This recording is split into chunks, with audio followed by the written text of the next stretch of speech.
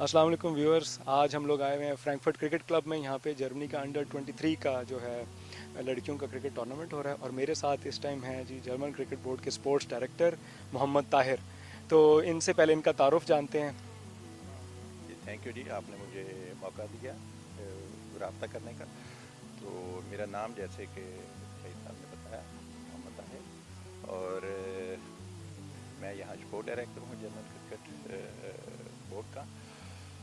और तो आप किस सिटी में आपकी रहाइश है? अपने बारे में थोड़ा बताएं, पाकिस्तान में कहाँ से हैं और यहाँ पे कितना अरसा हो गया आपको?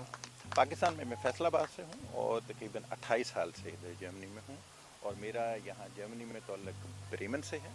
और क्रिकेट से मैं मुंसलिक हूँ पिछले 7-8 साल से। और मैं sport director NSA for north और क्रिकेट ब्रांड, उसका भी स्पोर्ट डायरेक्टर हूँ। और तकरीबन 6 माह से इधर मैं स्पोर्ट डायरेक्टर तो एज अ स्पोर्ट्स डायरेक्टर आपका विजन क्या है? आप जर्मनी में क्रिकेट को प्रमोट करने के लिए आप क्या देखते हैं कि क्या स्टेप्स लिए जाने चाहिए या लिए जा चुके हैं? हूँ। हाँ, ये बड़ा अच्छा आपने सवाल किया है। ऐसे है कि हमने 2 साल पहले यहाँ DOS पे उनके तावन से और ICC की सपोर्ट से हमने एक कॉन्फ्रेंस की।